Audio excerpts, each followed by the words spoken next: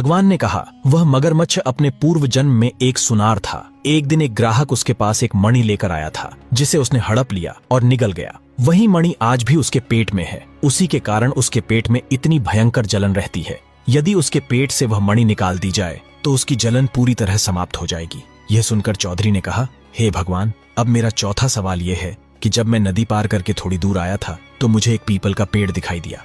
उस पीपल के पेड़ के नीचे एक बूढ़ा और एक बूढ़ी मिले, लेकिन उस पीपल के पेड़ की एक डाल सूखी रहती है, जबकि बाकी पूरा पेड़ हरा भरा रहता है। वह एक डाल सूखी क्यों रहती है? इसका क्या कारण है? तब भगवान ने बताया कि उस पीपल के पेड़ के नीचे डाकुओं का पुराना सोना दबा हुआ है। बहुत सालों से उस सोने की परछाई पड़ने के कारण उस पेड़ की वह डाल सूखी रहती है। वह सोना निकाल दो तो वह डाल उसी समय हरी भरी हो जाएगी।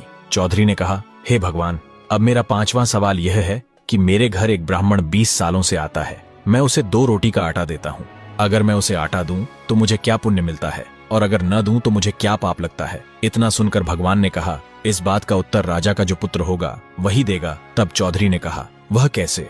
भगवान ने कहा, यह तो समय आने पर ही पता चलेगा, जब तुम वहां जाओगे। चौधरी अपने सारे सवालों के जवाब पूछकर भगवान को प्रणाम कर उनका आशीर्वाद लेकर अपने घर की ओर लौटने लगा।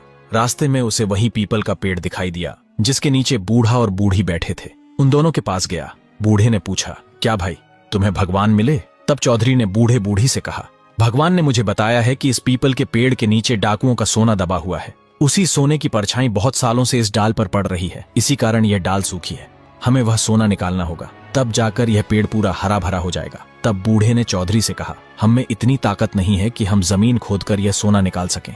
यह काम तुम ही कर दो। तब चौधरी ने कहा, जरूर। इतना कहकर चौधरी ने अपने हाथों से जमीन खोदी और गड़ा हुआ सोना निकाल दिया। आगे क्या हुआ, यह जानने के लिए चैनल को सब्सक्राइब कर कमेंट में नेक्स्ट पार्ट जरूर लिखें।